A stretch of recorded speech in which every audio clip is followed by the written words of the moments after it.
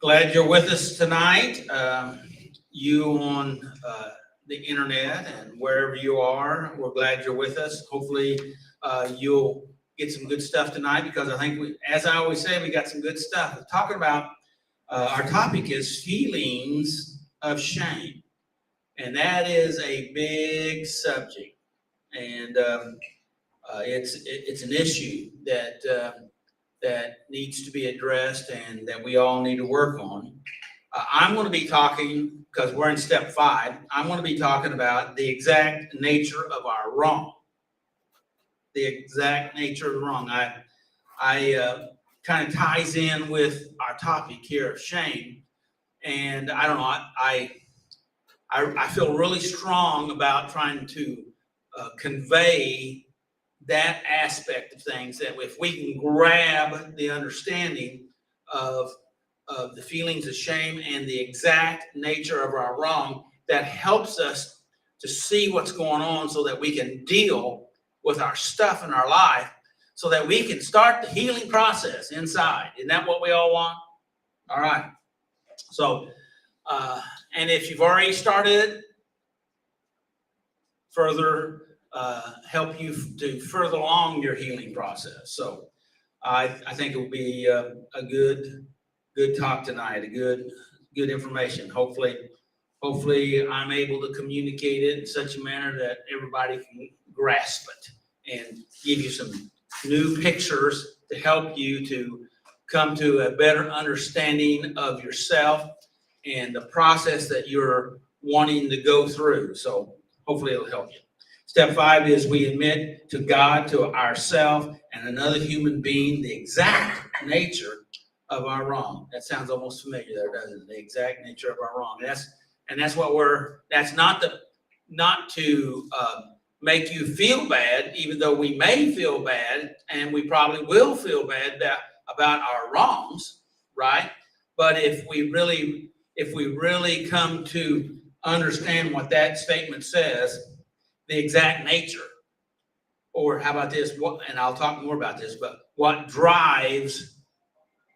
has driven us into those behaviors, then that helps us to begin to make that shift, that turn, to get us into a different place that we want. But we have this natural nature, as Apostle Paul talked about, that you want to do good, but you don't do good, and that I want to do, I don't do. So we'll talk more about that later. I don't even think I had that scripture down, but so. Thoughts, questions, and quotes. Let's just go ahead and I'll just do this and then I'll ask that question. Hopefully I don't forget it. Thoughts, questions, and quotes.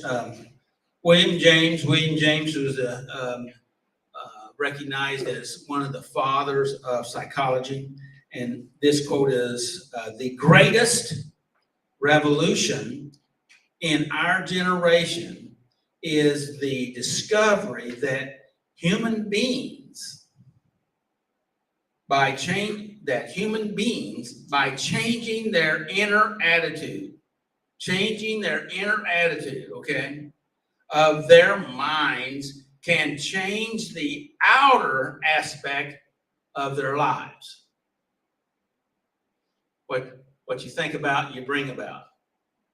Have I talked about that down here? What you think about, you bring about. What Tebow? Have I talked about what Tebow? Okay. What you think, that's what you think about, you bring about. What Tebow. So that's what William James said in, I think, the early 1900s. Viktor Frankl said this. I put this quote down. I've read it before, but I really like it because it's really good. It says, between stimulus and response, there is a space. And in that space lies our freedom and power to choose our responses. You get to choose. You say, well, somebody made me do this. You chose it, whether you realize it or not. Okay, and there was a space in there, and sometimes you rush right on through that space. You know what I'm talking about? So there's And in that space lies our freedom and our power to choose our response. In our response lies our growth and our freedom.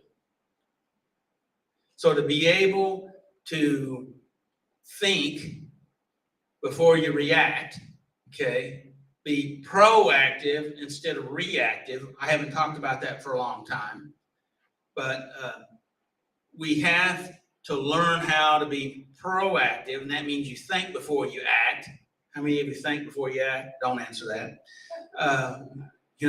And so we have to learn how to do that. And if you do that, if we get even better at that, that helps us to have more power in our life, to be able to choose our responses, have more freedom, and then we have growth, and we have that freedom that I'm talking about. Next saying that I've got down here, and I don't think I've talked about this for a long time, and this is really big in my opinion. And I don't know for sure where I got this, but before you respond, when something happens, okay, this ties in with Dr. Viktor Frankl's statement. Before you respond, Dr. Frankl didn't say this, but before you respond, ask yourself. So we need to ask ourselves. See, now we're in that spot, that space that we're talking about. So you have time to do a little checkup from the neck up. What am I thinking? Okay, all right. Instead of letting my emotions push me around and cause me to act out, we're trying to think, if we can think.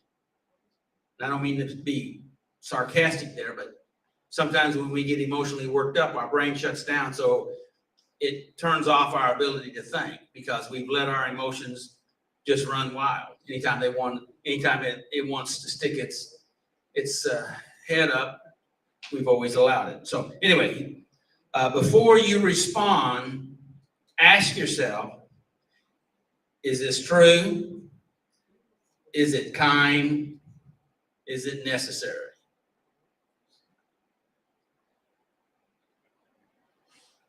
You may want to ask yourself about your response.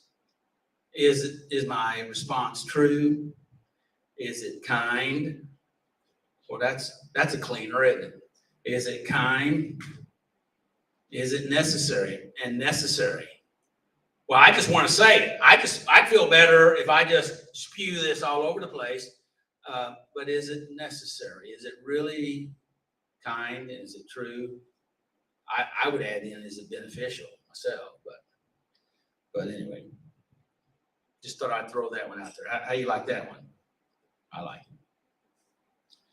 If we could only think of that in that space, you know what I mean? In that space between.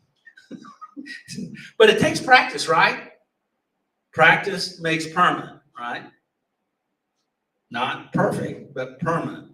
All right. So, and if we practice wrong stuff, the wrong stuff would be permanent. So we want to practice the healthy stuff, the right stuff. Mark Twain. Here you go, Mark Twain. See what Mark Twain has to say. Samuel Clemens. Everybody knows that, right? It ain't what you don't know that gets you in trouble.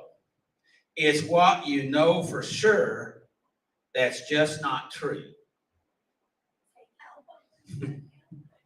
Okay. This is Mark Twain said this. It ain't what you know, it ain't what you don't know that gets you in trouble. It's what you know for sure that just ain't so. Like believing a lie, what you believe, it's what you know for sure that's just not so. Okay? It's not what you don't know. It's what you think you know that's messed up. Right? That's Mark Twain. Have I said enough? Yeah, let me ask you a question. This is a question about, we have kind of different segments here. It's Saturday Night Live, Life Recovery, and where I kind of talk about what we're going to be doing in the meeting, and then I do the questions, and then we're going to read the steps here in a moment, and then we're going to go through the steps and step reflection, and we talk, kind of do some dialoguing of it, and then I come up and talk at the end of the meeting about the topic, trying to tie my topic into the present evening topic. My question is, if we have to cut one of those sections out, what would be your least favorite section that you think that we could eliminate if we had to?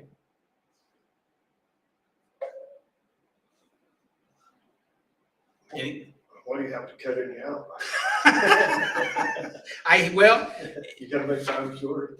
Well, if, last week we talked about trying to add music into the element, and if we do that, we may have to, shift some things. That's what I was thinking. And I was thinking about this today, and I thought I'd run it by you, see. But that's an interesting question you have there, Matthew.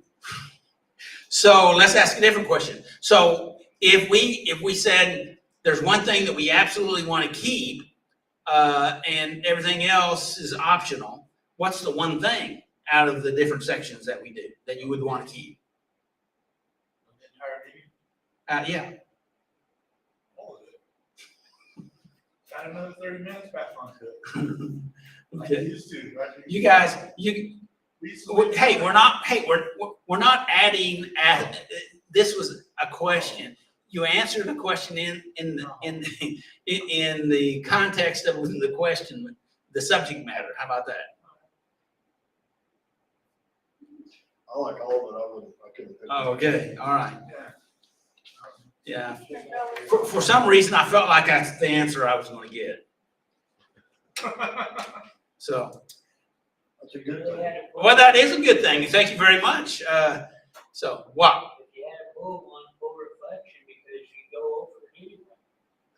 I missed what you said. The reflection part. What about it? Because we talk about it up through the whole thing anyway.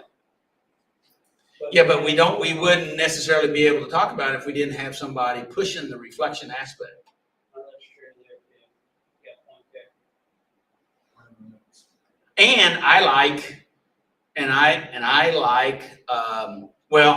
like motivating you guys to study and learn and then try to think about it and then communicate about it because I feel that that's part of your transformation process, in my opinion. So, and that's one of the reasons why I'm here, is to help people to grow and to change. And I think one of the most effective ways is that part of our system, teaching the step and going over the reflection and talking about it and moving through that, in my opinion. So, but hey, my opinion don't matter, does it, Matthew? Good ball. So, all right. Okay, well. You mean at 6:30? Oh, okay, just add on more time. We also got time. Yeah. Heather, are you ready? And Heather's going to come up and read our steps. You're welcome. Good evening. Get it? Good evening. There. Okay, there we go. All right, the 12 steps. Number 1, we admitted that we were powerless over our problems and that our lives had become unmanageable. I know nothing good lives in me. I want to do what is right, but I can't.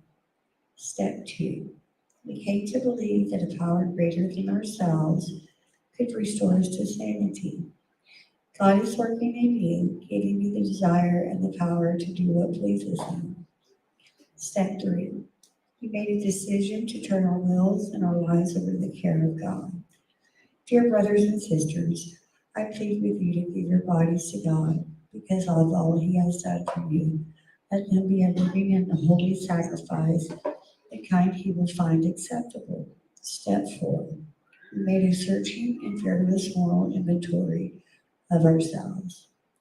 Let us test and examine our ways. Let us turn back to the Lord. Step 5. Be admitted to God, to ourselves, and to another human being the exact nature of our wrongs. Confess your sins to each other and pray for each other so that you may be healed. Step 6. We were entirely ready to have God remove these defects of character. Humble yourselves before the Lord, and He will lift you up in honor. Step 7. We humbly ask God to remove our shortcomings. If we confess our sins to Him, He is faithful and just to forgive us our sins and cleanse us from all wickedness. Step 8. We made a list of all persons we had harmed and became willing to make amends to them all. Do to others as you would like them to do to you. Step 9. We make direct amends to such people wherever possible, except when to do so would injure them or others. If you are presenting a sacrifice at the altar and someone has something against you, leave your sacrifice there at the altar. Go and be reconciled to that person. Then come and offer your sacrifices to God. Step 10. We continue to take personal inventory, and when we were wrong, promptly admitted it. If you think you are standing strong, be careful not to fall. Step 11. We sought through prayer and meditation to improve our conscious contact with God, praying only for the knowledge of His will for us and the power to carry it out. Devote yourself to prayer with an alert mind and a thankful heart. Step 12. Having had a spiritual awakening as a result of these steps, we try to carry this message to others and to practice these principles in all of our affairs. Dear brothers and sisters, if another believer is overcome by some sin, you who are godly should gently and humbly help that person back onto the right path and be careful not to fall into the same temptation yourself. Thank you. Thank you, Heather.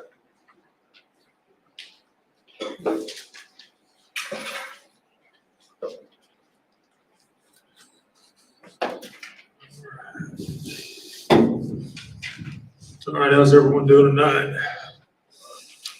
All right, I'm on step 5, feelings of shame. Bible readings out of John chapter 8, 3 through 11. It says, we admitted to God, to ourselves, and to another human being the exact nature of our wrongs. It says, shame has kept many of us in hiding. The thought of admitting our sins and revealing ourselves to another human being stirs up feelings of shame and the fear of being publicly exposed. Teachers of religious law and the Pharisees brought a woman who had been caught in the act of adultery. They put her in front of the crowd, says, teacher. They said to Jesus, the law of Moses says to stone her. What do you say? Jesus stooped down and wrote in the dust with his finger. They kept demanding an answer, so he stood up again and said, all right, but let the one who has never sinned throw the first stone. Then he stooped down again and heard this. They slipped away one by one until only Jesus was left in the middle of the crowd with the woman. Many believe that it was Jesus writing. That's in John chapter 8, 3 through 9. And many believe that it was Jesus writing in the dust that caused the accusers to leave. Perhaps he was listing the secret sins of the Jewish leaders. If this is true, it gives us a beautiful picture of the kind of person Jesus is, a person to whom we can safely expose our secrets. Our confessor needs to be someone who is not surprised by sin and will not be willing to condemn us. Such a person needs to take a private note of our wrongs, writing them in the soft dust, not etching them in stone and posting them in public. It says that shame can be a trigger for addictive behavior. We need to be careful about whom we choose to confide in. And, like in that passage of scripture, in John chapter 8, verse 3 through 11. I think a lot of us need to realize this is when it says in verse number 9, it says, when the accusers heard that, after he had stooped down again and wrote in the dust, says when the accusers heard this in verse 9, they slipped away one by one, beginning with the oldest, until only Jesus was left in the middle of the crowd with the woman. Then Jesus stood up again and said to the woman, where are your accusers? Didn't even one of them condemn you? And no, Lord, she said. And Jesus said, neither do I condemn thee. Go and sin no more. Well, that's awesome. I don't know. I just thought that was a really good point to bring out. Yes. Jesus. Good. It's really true, brother. But going back here to shame had kept many of us into hiding. I thought about shame and always think on. I looked up definition of shame in recovery. Shame is internalizing guilt and believing that you yourself are bad because of the bad things we've done. Shame keeps us out there. Shame, I think that it says shame can be a trigger for addictive behavior. We need to be careful about whom we choose to confide in. And shame, I looked it up. And like I said, it's all about the bad things. There was a chart came off a video also that I looked up on YouTube, Truth About Recovery About Shame. And when we look about shame and guilt and shame are kind of interchangeable as far as in shame is looking to self and about all the wrong and the bad and about self, which can be an unhealthy part of recovery, and it can disconnect us, which it says shame has kept many of us in hiding. But it says the thought of admitting our sins and revealing ourselves to another human being, kind of said this because it says we admit it to God, step 5, to ourselves and to another human being, the exact nature of our wrongs. But guilt is kind of something that we know once we've done something, we know that we've done the wrong behavior. It's more external. It's the more healthy type to let us know that we are and that we need connection. But I thought about the person, it says right here, it says a person whom we can safely expose, this down here in the reading here, it says Jesus is a beautiful person, beautiful picture of this kind of person Jesus is, a person whom we can safely expose our secrets.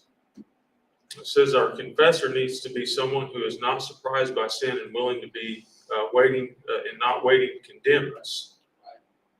And so I thought about here, I kind of looked up shame, because I know I've dealt with a lot of shame and guilt here lately in some areas that I've talked about before. But this comes from actually treatment.org. It says, she says the reason why people feel shame in the recovery process is a stem off guilt and remorse of all the things we did.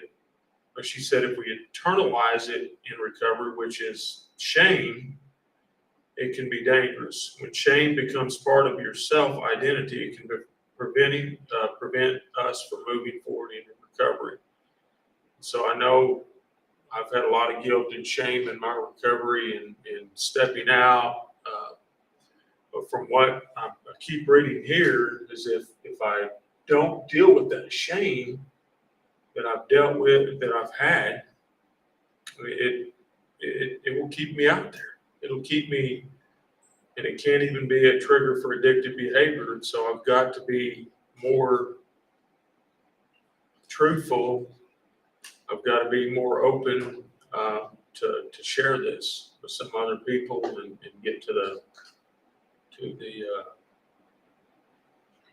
you know, to really internalize and to get recovery, like you were saying early on. And it says right here, it says that when shame becomes part of your self-identity, it can prevent us from moving forward in our recovery. A deep sense of shame. Stop right there. Do you understand what that first part of that statement is saying? Read that again in the first part of the statement. Says a deep sense of shame. Go ahead. Sets up the broader feeling of unworthiness, of being unworthy of love, support, or help. Okay. Let me read that. Let's start over. Begin that sentence again. Okay, it says, but she said if we internalize it in recovery, it can be dangerous. Right. Go on. When shame becomes part of your self-identity, That's what I'm trying to get you right there. When shame becomes we identify with shame, we say that's part of who we are. Okay, when we see ourselves as shameful, right? When we think of the picture of ourselves, we see ourselves in a shameful way. When we do that, then what that does cause us to be more overwhelmed, self-hatred, fearful, and then yes, that can very easily trigger us into our addictive behaviors. because it's so easy to get caught up in from this study that, you know, I went into is if we focus more on our past, because it's so easy to get focused on the wrong things. And you talked about that, I think, this last week, where we try to overwhelm ourselves. We can never know. Our mind seems to work in a way where it just seems to put all that negative, and that's all we know, but we can't know all of it. I mean, we know all the negative that we've done, just like I've known all the negative I've done, but we can't do all negative. I mean, But the issue here is we equate, and you got pretty close to even saying this. We equate or we equal shame and guilt as the same thing, and it's not. Okay. Guilt is knowing that you've done something wrong. I did something wrong. It's a matter of the doing. Shame is I am something that's wrong. I am all messed up. There's something wrong with me. That's shame. Okay? And when we're locked into I'm bad, there's something wrong with me, then there's no way out because I have identified me as shame or shameful. What we have to recognize is that, yes, I did something wrong. I feel bad about that wrong. That has to do with my doings. But that's not my being. That's my I do. It's not who I am. That's how I acted. Yes, that's what I did, but that's not who I am. How many times have you heard me say that statement? Okay, and the reason why is because you recognize that I did something wrong, but I am not shame. I am not, yes, I did it, but I can't get tied up or wrapped up with the cloak of shame, because then that causes you to get more overwhelmed. Which is basically what she said, but she said it in a few different words, but hopefully hopefully my words help there.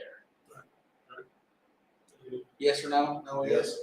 Huh? Yes? Yes. And it's hard, even when you know this, it's hard because we practice shame so much and it's used so much because it's such a good weapon. It's such a good tool to tear people up with and tear ourselves up with, right? Because it's an emotional weapon, okay? And what we have to do is we need to have that freedom that we're not, yes, I did it, but that's not who I am. That's what I did. I don't like what I did. I don't want to do that. Even if I do it again, I don't want to do that. But if I crawl into a hole of shame and hide and try to hide it, then chances are it's going to eat me up on the inside because there's no way to get free of it. And yes, that's exactly what that last statement is, that it sets us up for addictive behavior. Because you got to find some way to ease the pain, and you've put so much pain on yourself, you got to find some way to ease the pain, and usually then you go to your addictive behavior. I rest my case. Pretty much said it. Like I said, we need something. Sorry if I took it away from you. Uh, I got a question for you. How about that? Yeah. Are you ready? Yep. I wrote this down while I was studying. I got it on here, and it's, why do we feel shame? I think I already said it, but why do we feel shame? Because when we makes us, like I said, makes us feel better. When we, I don't know, when we do something wrong, we definitely know that we've done it wrong. But as far as we like to look at the wrong instead of the right. Or I mean, That's true. But your statement about makes us feel better, yeah, we like to punish ourselves for doing wrong. And one of the ways that we do that is by putting shame on ourselves. Okay? And that's emotional pain. You know, Spinoza said, suffering, which is emotion, or emotion, which is suffering, ceases to be suffering as soon as you get a clear and precise picture of it. And what we do is we shove all this emotional pain on us to try to teach us a lesson. How's that worked out for you, Brandon? How has it worked out for you? It hasn't. It only made things worse and not better, I'm suspecting. Would you agree with that?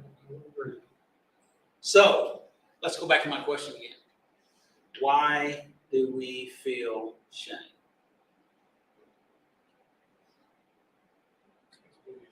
done wrong. We hurt could have ourselves. felt, we could have felt guilt, but we're talking about shame. Why do we jump from guilt right into shame? That's a good question. Well, we'll see if anybody else can come up with an answer. How about that? Maybe you will, as you think about it. Is it because maybe we're like trying to please God or trying to do right? So like one little thing is like, I ruined it, or Self-sabotage? yeah, I mean, Yeah. you'd have to be doing good to feel it, wouldn't you? Or trying to do You would good. have to do good, feel what? Shame. You'd have to do good. I think you'd have to be trying to do good, or your heart in a good place before you would feel it. I mean, if you were. You could be a good intention, okay? But sometimes good intentions don't produce good results, right? Like punishing myself for doing something bad is because I want to do better. That's a good intention. But the fact of it is, Matthew, how's that worked out for you? Hadn't worked. I've tried to use it to break some habits. That's what I'm talking about. We believe a lie about punishment makes us better. It doesn't.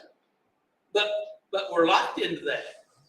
And that's what shame is emotional punishment that we do to ourselves or we let other people do. So we're still at the question, why? Why do we punish what? Why do we feel shame? You can pass and go on to the next person, but unless you have something else. That's it. Done. Thank you. Thanks. Appreciate Glad it. to share.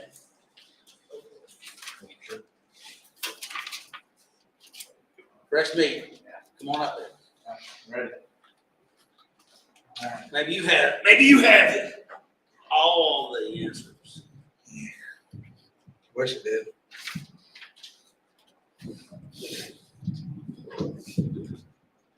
Hello.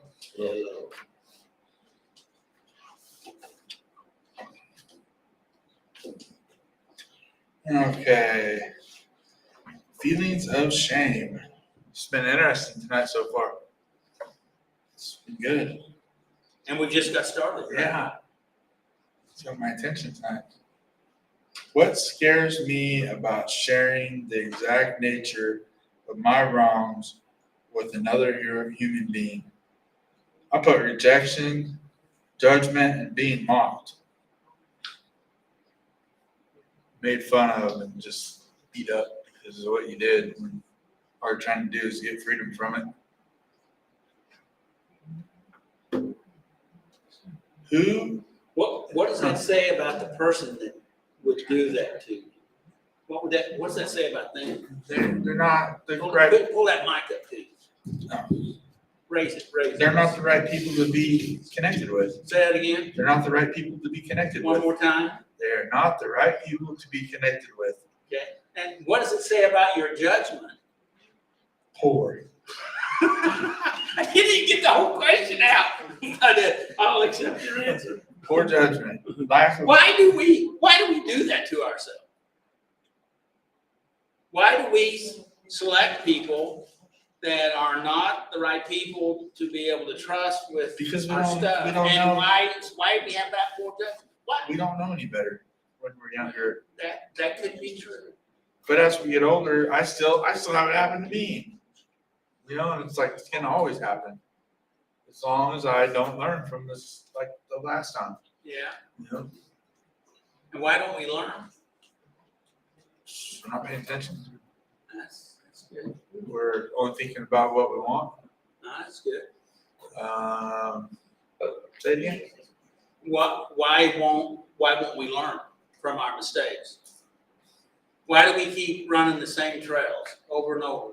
We Talking didn't, to the we same didn't know kinds of any people. better. That's what we know. That's all we know. That's what we know. But That's what we do. but we don't more because we've made the mistakes and we said, well, I'll never do that again until we do it again the next time. Why? Why do we do that? Choosing the wrong people to be connected to. Why do we do that? It feeds the addiction. Mm-hmm. That's a very truthful statement right there. Thank Isn't it? you. Yeah, Isn't it? feeds the addiction. These- Yeah, and the addiction is what's taken over who I am, and it's made me a So monster. you're saying then it feeds the addiction, so then we're actually looking for somebody to shame us or beat up on us. Exactly. And that Because feeds, that's what, and that if it feeds our doesn't addiction. happen, go ahead. And that feeds our addiction. Yeah, yeah. Now that's interesting. Feeds our addiction because it gives us a reason to go, see, I told you that's how they were, and just go get high. That happens every time I go down there. Pick the wrong person. Hmm. That is way more powerful than I think that we're grasping. Feeds the addiction. It's scary. Because addiction, I was thinking back this week about, not like when I had little relapses and stuff, but like full blown. Like I knew where to get it and it was there and ready for me when I wanted it. And I was thinking about those times, you know. I was like, how did I ever end up in situations like that? Be careful who you're surrounding yourself with. Good. Who is my fear related to in my past? Me. What does that mean? How does this, it's because some more I fed my addiction. More that I fed it, like who is my fear related to in my past? Well, my past self was an addict, like I was just saying, a bad addict, like a severe addict, you know? And that scares me. I don't want to go back to that person. I don't want to be lost in all the shame and guilt. And go ahead and answer let's talk about the last part of that question. How did this fear develop? Yeah. The more I fed my addiction and ran from what I was supposed to be doing. And how does this tie in with shame? This fear tying in with shame? Because I was shameful because I wasn't living up to the expectations of the people around me. You know, maybe. Which people are those? Family. I'm thinking back when addiction was really bad, you know, and I still had my close family, a lot of them still living and stuff. And they would always tell me, now don't be doing this stuff, you know. First thing I do is, if it was available, I was doing something. So I was getting my nose dirty or my hands in something, you know, just bad. And that's the person, that's the me that I have the fear for. Because that can come back, and I don't ever want that.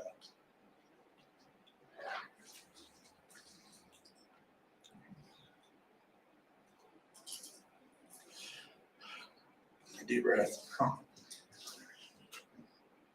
Any questions? Any questions? Not yet. I mean, well, I've already asked a few, Yeah. but No, you know, I don't wanna, No. I wanna keep a little powder dry here. Yeah. I didn't understand this question 3.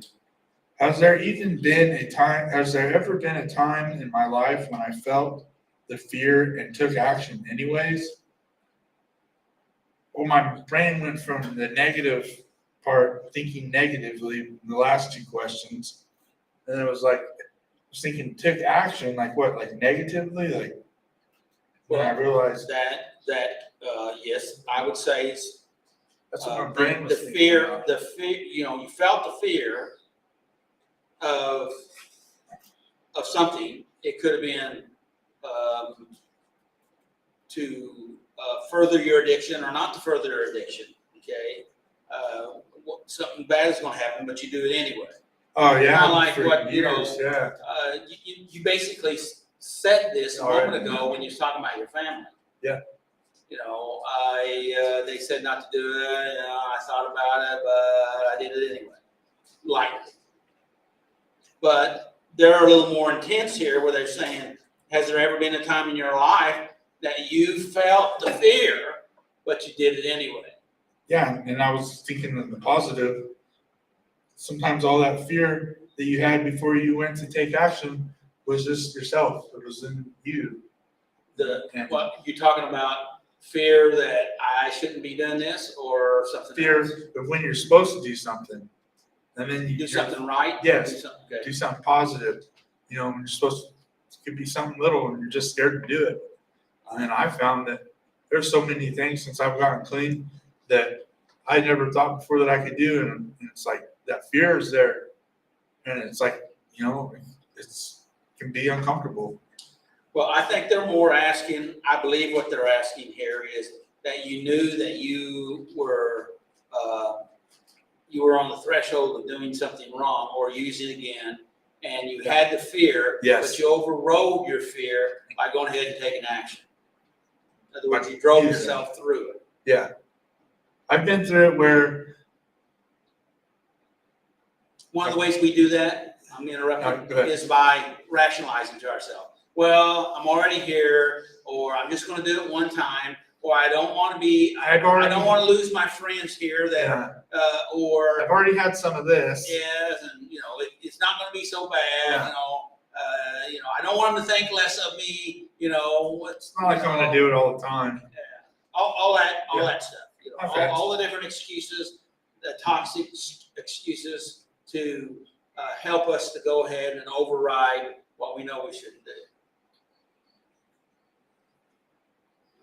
Makes sense. This last question, I didn't answer it. I didn't set a date or nothing. I feel like we kind of do that down here. Every Saturday, kind of. Okay. You know? This is where I go, this is where I'm comfortable. So you kind of do set a date, Yeah, every Saturday, whatever that, okay. 6 p.m., 7. 7. Well, the meetings, you may be here at 6, but the meeting Yeah. starts at 7. You start working on me at 6:30. Yes. This whole thing, man, I didn't like it in the beginning of the week because I read all of it and it was like reading a blank slate, and even though there was words on it, none of it made sense. You know? And the more that I just quieted myself and stopped letting my self-talk and the self-chatter get in the way, and I started letting Siri read the questions to me. Yeah, I'd set an alarm maybe twice a day, and I'd let Siri read the questions to me, and then read me what Brandon read, and the step part. And it's like I'll have Siri read it to me, and then maybe I'll look at it and read it. And all of a sudden, it just started making sense good. that it's scary to get clean. It's scary to get your mind back. And Why is that?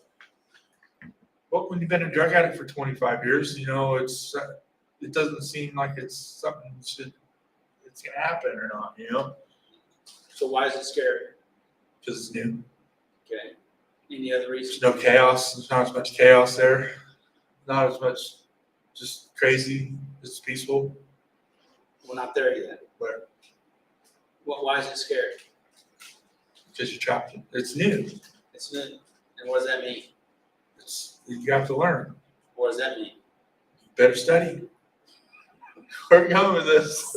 Well, studying this, yeah.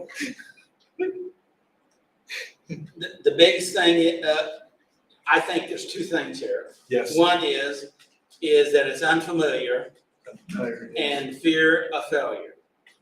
Failure. I didn't fit in here before. I shame so- myself by saying I can't do it. See, here comes the shame stuff. I can't do it because. That's what I'm talking about. So that's shaming. That it, isn't it? Yeah. Okay. How's that worked out for you? It's destroyed my life. There you go. So I've been able, through God, to put it back together. Thank you, Do Jesus. these steps and, I'm learning. Any questions from anyone? All right. Thank you. Willie? You did good. Yeah, wow. Thank you. Long ways from where you started, right? Yeah. I'm talking about the first of the week. That's what I was talking Yeah. Hi, Naomi. Hi, Doug. Like I had nothing. You want buddy? Beginning of the week, I was getting nothing. Well, and see, and that's why we do this, is because the process helps us to start clearing out the trash and creating some new, healthy neural pathways. And it takes some time to lay that stuff down. And that's the reason why I start on this Monday morning. So I do the same thing. I work on it multiple times a week, and then I bear down on it at the end of the week. So, you're on, man. Good evening. Amen. Feeling ashamed. We take this to a different approach than Tommy's, because I never had the drug addiction. Mine was with people. I hated people. Didn't really care. So, I really didn't care what you thought of me, and I didn't really care because I really didn't think much of you at that time. So, when I go to question one, what scares me about sharing the exact natures of my wrongs with another human being? Then you're just gonna gossip what you hear. Because, that's still, my mindset's on that part way. So the shame is keeping me from actually telling you what I actually done. I know, on that. I come back when I was running around doing my deal. If someone didn't like what I did, I'd tell them to shut up. They didn't shut up, I'd shut them up. I come by that naturally. My dad taught me well. Not saying it was right, but he taught me well. I wish he would have taught me how to run. That's the only thing he never taught me. So, Believe in yourself. now What my daddy taught me. question two, this is a question that I had the trouble with. I couldn't comprehend what it was asking me there on who is my fear related to in my past. Well, the fear was related to the shame. Because there's only really two types of feelings. Fear and love. And they can't have both of them. And when you're living out of fear, it's all gonna be shameful to you at one point or another. On that. Question 3, has there ever been a time in my life when I felt the fear and took action anyway? Yes. Because I just ignored the red flags when they popped up. I didn't care.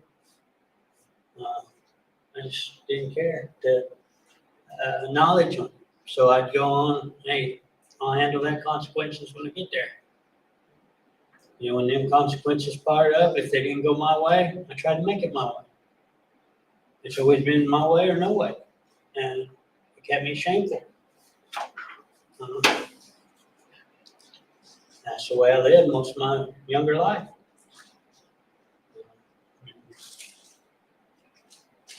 Be quite honest, it wasn't here till a couple years ago that I really took the turn to find out.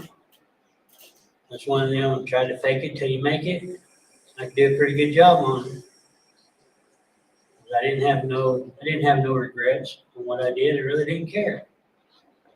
That's all changed. Start talking to more people. Start trying to do what's right. We just play it by ear.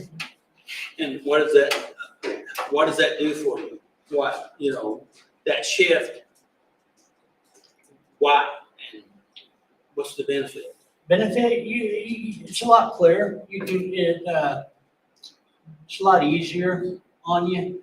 You don't have the burden that, okay, are they gonna come back tomorrow and say something that I've done? And then I'm gonna have to say something to retaliate on that. And it's just a big relief when you can look a person in the eye and say, hey, sorry about this, man. So then, I'm gonna use a little different words. Okay. So your old system basically instituted chaos into your Yeah. life. And so chaos breeds chaos. Right. And so you had to continually deal with more and more chaos. And somewhere along the line, you decided, Enough's enough. okay, I didn't want to put words in it. Yeah. And so then, this way, trying to live with less chaos and more order is a more beneficial, that's not the word I'm looking for. It has a greater, it fulfills your, I'm assuming that it fulfills your need for purpose and worth and value. Yes. It takes out the void or the emptiness of the retaliation part. And what about, we're talking about shame, and so what is this shift in system done for you in the area of shame?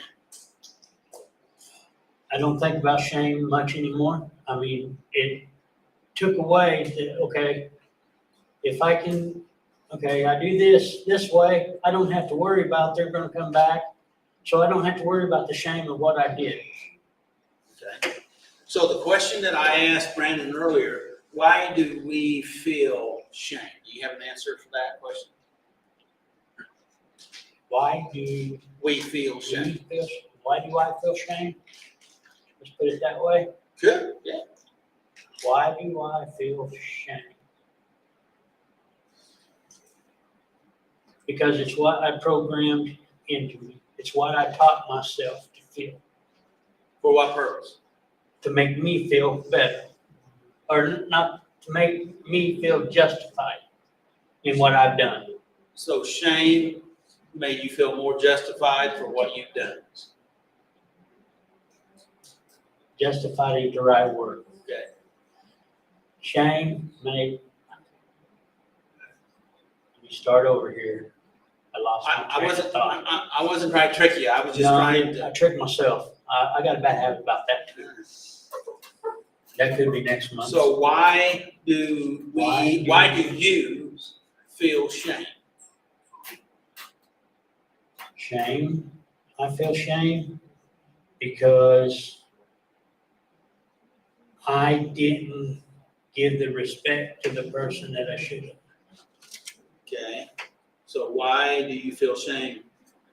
Why do you shame yourself for that?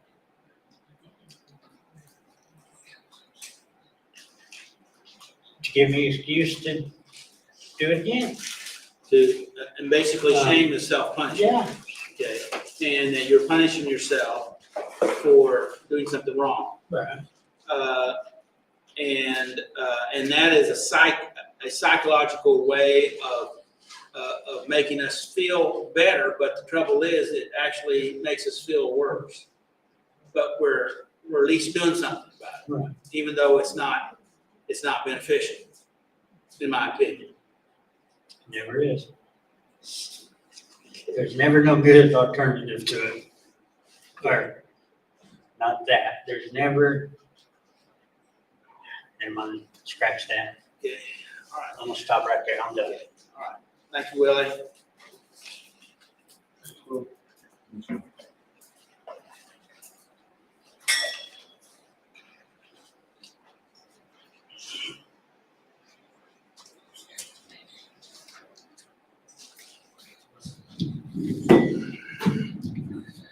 So Tommy, you got by without me asking you that question. What was it? Why do we feel shame? Jesus. Jesus better. Teach us better. Oh, wait, that's guilt. Guilt, never mind. Shame doesn't teach us nothing. It tears us down, it breaks us apart. Okay, so then why do you shame yourself? Self-worth. Do what? Lack of self-worth. Lack of self-worth. And so, Standards. do what? Standards are low. Okay, and that's why you shame yourself. Okay, for what purpose? Well, think about it. It's just. I'm asking the same question, but I'm using different words. Because I did wrong. Okay, you're shaming yourself, for what purpose? Well, it doesn't make nothing better. So why do we do it then? If it doesn't make anything better, then why do you do it? That's why I'm here. Learn. I don't know the answer to that. But that's a good answer, I think. Yeah. All right. And I think that's one of the things we need to recognize is, why do I shame myself? Okay. Again, let's go back to what shame is. Now, I know some people will take issue with my statement here, because they say, well, a little bit of shame is good. Well, and I don't know that that's not so. The trouble is, we're not talking about a little bit of shame. We're talking about a boatload of shame that we dump on ourselves, right? But the fact of it is, shame, guilt is that I did something bad. Shame is I'm bad. There's something wrong with me. It's about me. That I'm shaming me.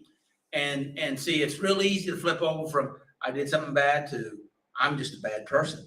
That I'm bad. Not that I did something bad, I'm bad. Well, how do you fix that? Okay, and because it went from hard to extremely complicated right there. Maybe even impossible. Does that make sense? And so what we, and see, well, let me read this. And I read this last week, and I printed it out again because I think it applies. And this is Dr. Carl Jung statement here. It says the psychological rule says that when an inner situation is not made conscious, when an inner, inside, okay, we're talking about emotional stuff and it's inside, when an inner situation is not made conscious, that it's pushing you around emotionally, but we're not really paying attention consciously. And that's how shame creeps in, I think, is that I just buy into the system that there's something wrong with me. I used to think there was something wrong with me. I used to think I had a big old gaping hole. And there was no way to fix it. There was nothing I could do to make me feel better. I couldn't. I mean, whatever you did, it didn't work. Does that make sense? And I realized one day somehow I come up with the idea, well, what if that's not true? I just think it's true. I think I feel it. Okay. So therefore I believed it. And I play into the role of self-torture and trying to fix it, but there was no way to ever feel or fix what was going on. Does that make sense? So here we are. It says that that when the inner situation is not made conscious, it happens outside as fate. And so what happens is we believe this, we shame ourselves, and then we create our world based on our shameful feelings. You basically told that story, right? And the story may have different scenes and different people, but it's pretty much the same. Amen or oh me. So let's go on. Let's finish it starts because I believe my self-pollution and my emotional turmoil that I put on myself, maybe with good intention, because I really wanted to fix myself, but I was using some sick methods to do it, which actually made me worse, not better. Am I too passionate here? Okay. So then we create a world that is made out of my sickness. And if you create a world out of sickness, then you have a sick world. And you just get sicker. Does that make sense? All right. So let's calm down and talk about Dr. Jung's statement here and finish the second part of it. That is to say, when the individual remains undivided, what that means is when you see let's use shame here. If I see myself as shameful, I am a shameful mess. I see myself as an entity of shame. What he's talking about here is what basically dividing myself. This is what I did, and this is who I am. My doings and my being. And until I become conscious that there's a difference between those two situations, okay? Instead of seeing it as one, you have to break it up into see it as two. My doings, Apostle Paul said the same thing, Romans chapter 7, okay? All right, he broke it down. What I want to do, I don't do. That I do, I don't want to do that. Oh, wretched man I am, who will deliver me from this body of death? But in my mind, I'll serve God. But in my flesh, I'm stuck in this fleshly stuff. And what we have to do is rise up out of our earthly nature, and that's what we're talking about here, and move into a spiritual conception of understanding this is doings, this is being. In my heart, and I believe this with all my heart was always right. I wanted to be right. That's the reason why we punish ourselves, because we want to be right. That's a good nature. God put that in us. I want to do right. But I get so twisted up and I get so shame-based that my actions override my true intent. And I fall back into doing what my emotional suffering dictates. Does that make sense? Is that too much? Is that too many words? So he goes on to say is that, so that is to say, I'm starting over on the second part, when the individual remains undivided and does not become conscious of his inner opposite, okay, it says it pretty plain, the inner opposite. Even Dr. Young talked about the shadow side, that shadow side of ourselves. And the shadow side's not all bad, but it's pretty rough on us, particularly when we're trying to hide it and avoid it, and we believe that it's bad. If you believe it's bad, then you act out that you think it's bad, okay? But if we can become conscious of these dynamics and realize, break this apart, individuate is how he terms it, that we're able to do that. Now, we come to a place where we split it apart. But as we become healthier, then we're able to use the strength and the positive benefits of these opposite parts, as he said here, in a positive way instead of in a negative way. But that's in the growth process. Does any of that make potential sense? Anyway, that is the way it is, even though it may be difficult to see. I'm just saying there is hope. Okay, there's hope out there in front of us. Okay, but we first have to survive, and we have to work on sabotaging ourselves less. What do you think about that?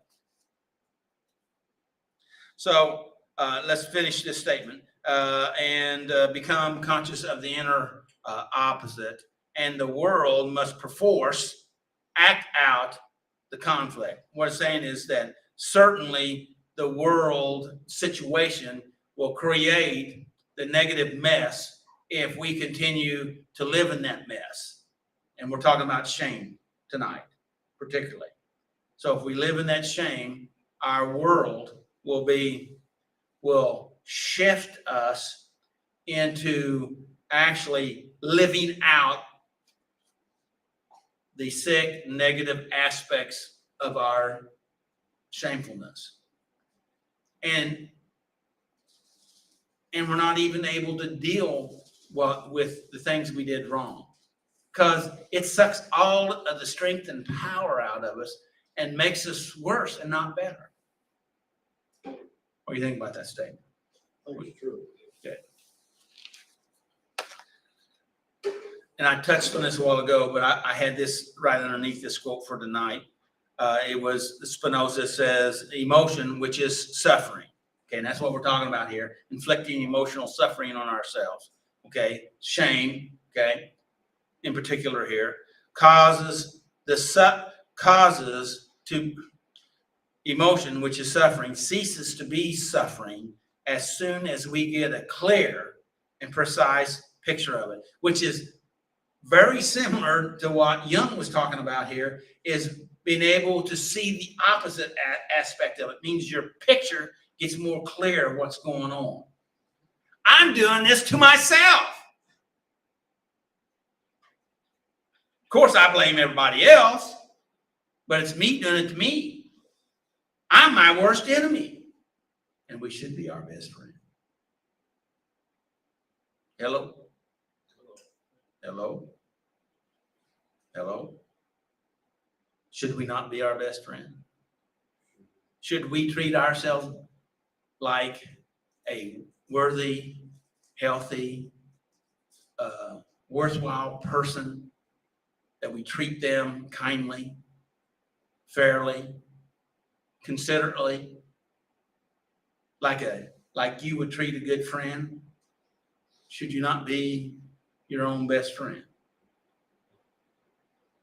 And if there's that part of you that is sick, then you understand that part of you needs some healthy tending to. How's that? Because that's what you'd do for a good friend, right? Okay. I have another quote down here. This is quote night, I guess, right? And that is from Dr. Dan Siegel. And he said this, he says, you have to name it to tame it. You have to name it to tame it. In other words, you have to get that clarity that Spinoza was talking about and that Jung was talking about, bringing it into our consciousness, that we finally say, aha, I see what's going on here. I talk to me way worse than I would ever talk to a valuable friend or a person I value, appreciate. I never let anybody else say some of the things to me that I say to myself. So how sick is that? You do it to you? How sick is that? You do it to you? How sick is that? Is important, as I said 3 times.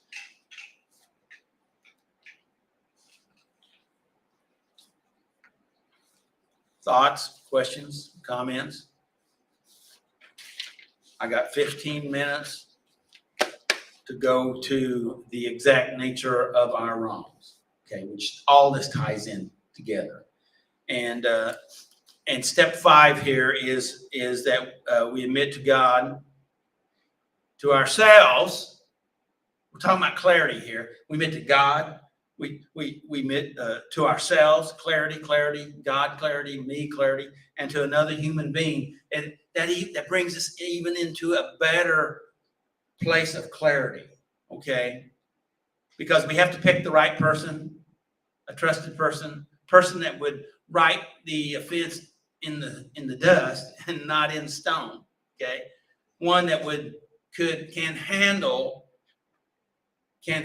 what's going on because they understand. That's about your doings and not about your being. Yeah, that's what you did. And as we begin to get clarity, which I want to talk more about that in a minute.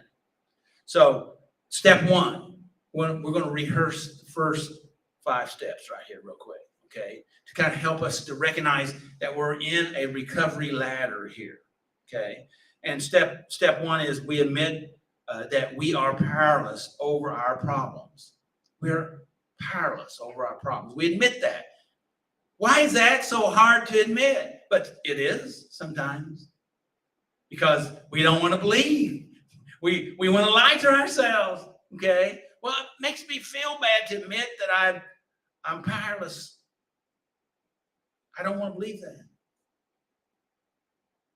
But if we stay stuck there and we can't get better. Even if you go to the doctor, he asks, what's wrong? What's the problem? Because before he prescribes, even though you want, hey, just give me X or give me Y, he says, no, I have to diagnose before I prescribe. Isn't that true? Right. So what we have to do is we have to get clarity and we have to recognize. So step 1 is we admit that we are powerless over our problems. I can't seem to get this thing whipped because it's whipping me. And that our lives are unmanageable. They're out of control. I'm living in the land of chaos. How in the world did I get here? And the more I try, the more chaos I cause to try to get myself out of it, only causes me to have more chaos, which goes back to some of the stuff you were talking about. Number 2, we came to believe that a power greater than ourselves can restore us to sanity. We got to believe there is hope. There's a way out. I want sanity because I'm in chaos, and that's insane. Would you agree with that? Living in insanity. And when we're in insanity, then that means, how's your choices? What kind of choices are you making in the state of insanity? Hello? Yes. And so that because if I can do it, chances are I'd already done it. So it takes something that's not in me to help me. And that's the reason why we have to have that greater power to help me. Anything. But the program, a person, God, something to help us to begin to grab a hold of, saying, this is what I already said about Jung and Spinoza about shifting, recognizing, getting clarity, recognizing the opposite, and being able to get clarity on what's going on. Because when finally you get clarity, when you finally say, I am messed up, I've tried this for 10 years, 15 years, 30 years, 40 years, and I'm still doing the same thing that I've always done. Have I heard that? How many times have I heard that? I've heard it a lot. And then they'll say, there is something there that can restore me to sanity, because I can see it in other people. So that I know there's a way. I can't see it. The reason why is because you have clouded your own thinking. Would you agree with that? Step 3 is I made a decision. That means I make a decision. I'm doing this because, see, I made the decision in the past to turn my life over to other stuff. So it's not like you're not willing to turn your life over to other stuff, because you've been doing it. And you think that you're not gonna bend your knee to anything. Well, you've been doing it already. But you're lying to yourself. You get what I'm saying? Is that too harsh? And so what we're doing is we make a decision to turn our will. Okay. I need to hire a driver, somebody that can drive me around in my life instead of the way that I've done it. I turn my will over to that higher power, and my life and the care over to God. I don't know how this works. Jesus, take the wheel. That's way too scary. But the other way hadn't worked out. So how worse could that be? It might be just a whole lot better.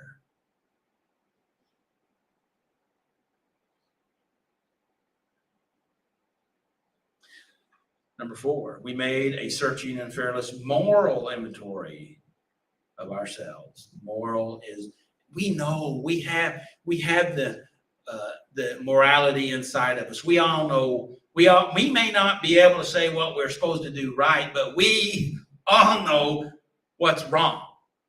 We know when we've done wrong. From very early age, we know because it's inside of us. Now, yes, we do cover it up. The scripture talks about searing our conscience with a hot iron. But yes, we put calluses and burns and stuff on it to try to deaden it out, behaviors and substances and blah, blah, blah, blah, blah. But it's still there. It comes out. It whispers to you.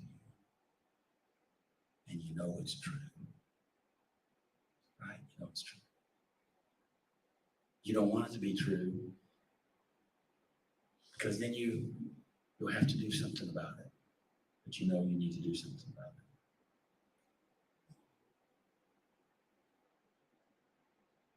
it. And he wants to help you. But you have to start. So what do I do? Well, recognize that you're messed up. You got a problem. Recognize that you need to accept the fact that there's somebody out there, supreme being, that can help. God, in my book, And he's there and he wants to help. Because there's no way that this all could come in the being without some supreme being bringing it to pass. It's way too complex. The world had to be just right for us to be able to even live. It was just the tolerance is small, and we fit. It's like a key fitting right into the slot, and that's where we're at. How did that happen? What are the odds? I don't know. They're staggering. It's staggering. One out of staggering odds. And you're a winner in the process, whether you believe it or not, because you're here. So we make this searching moral inventory. Number 4, 5, we admit to God. We talked about that. We ourselves, we get real with ourselves. Why? Because we got to get honest with ourselves. We got to stop sabotaging ourselves. And then we have to be real with another safe person because the human element is that we need to know,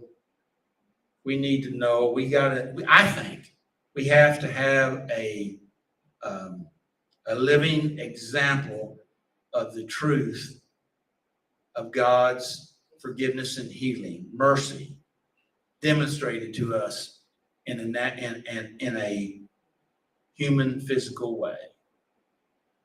That somebody can demonstrate, represent that, and demonstrate the grace, the mercy, the forgiveness, the acceptance, the love.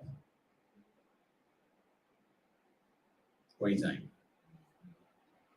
All right, so the exact nature, when we talk about nature, nature is, I looked it up in the Webster Dictionary. It says the inherent character or basic constitution of a person or thing, essence, their nature, their essence, okay? The exact nature of what we done is wrong, the essence of what I did, right? And it goes on to say that the disposition and temperament of the thing, the physical constitution or the drives of an organism. What drove me into that? And it's usually that shame, it's fear of failure, it's pain, it's trauma. There's all kinds of things. And when we look at the exact nature, not just what I did, but why I did it, that helps me then to realize and then begin to heal, to let it go, to resolve. That is what Spinoza was talking about, a clear and precise picture of. Does that make sense? When we can start to get that clarity, yes, that's what I did. My mother did X and Y, or this was done to me X or Y, but that's what happened. But then, what did I do to me after that? What were my choices after? Yes, that was the event. But then because I was hurt, angry, traumatized, taught wrong, then I behaved this way because I was trying to get back at the world, at myself, at God, at something, at life. And how's that going to work out for you? We can't change the past. But when we start to realize what I was trying to do, I was afraid of something that that I wouldn't even try to deal with because it felt so big. So I just kept stirring up more chaos and being more and more angry. And when I realized, didn't make it easy. I'm not saying it's easy, but it's possible. It's not easy, but it's possible. It's doable. But the only way it's doable is to be able to look at the exact nature of what's going on and then confess that. And the trouble is, well, to get total clarity, it may take a long time to get total clarity, but you'll start getting some clarity, and you can only deal with what you can deal with in the time. Does that make sense? And that helps you little, by piece by piece. Step 5 is asking us to understand the exact nature, the exact inherent character, the basic constitution of our wrongs in order to accept, to own, and even to correct them.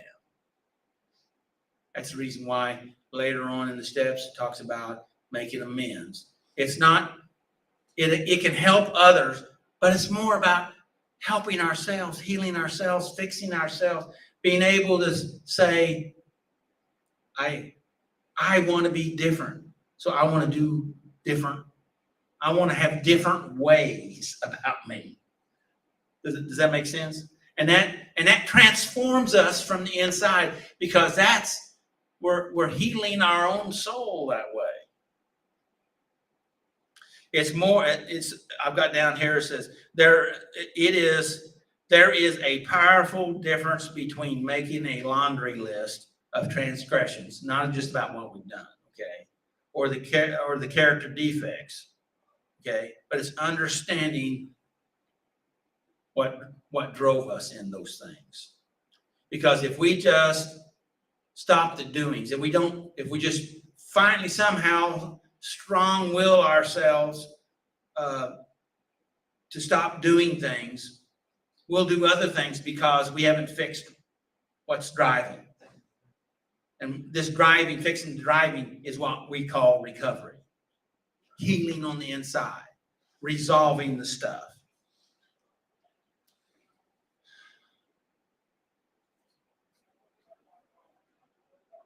And where we're going, we won't be meeting next week, but the week following is step 6. We are entirely ready. We are entirely ready to have God remove all these defects of character. Okay, we're ready. We're ready to make a shift. We're ready to move. I'm getting ready. I'm getting ready. I'm getting ready. Step 1, 2, 3, 4, 5 has brought us up to the position that I'm getting ready. Step 6 is just about getting ready. It's not about doing it yet. It's just I'm making some mental plans, some emotional plans. I'm getting ready for God to be able to come in and help me to remove some of my defects. We're not talking about letting them go yet. We're just getting ready in step 6. So next month, we're prepping ourselves to get ready. Okay? Now, if you go in and start doing step 7, you're welcome to. But step 6 is about just what I said. We're getting ready. Questions, comments? Well, thank you. Thank you. Hopefully, I told you in the beginning, I wanted to communicate, bring some clarity, hopefully help to bring us into a better state of clarity, to bring us into recovery. And that's what I want. Thank you. About your question, if you had to cut something out, Yeah, couldn't you just cut a little bit off the front, a little bit off the back? I could. And we may have to do that. In other words, I need to shut up, right? No, not at all. So But keep it all, keep it all. but maybe just. There's some small slices. Okay, thank you. May the Lord bless you and keep you, and may his face shine upon you and give you his peace. And what'd you say? Park, you bet. Yeah, we have some flyers back in the back. We're gonna have Church in the Park, Turk Park, Fourth and Turk.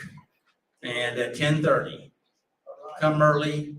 Gonna have hamburgers and hot dogs, and it's at Turk Street, Leonard Park. I know what it is, right now, Range Line. Close to Range Line, 10:30. Make healthy choices. Bye-bye.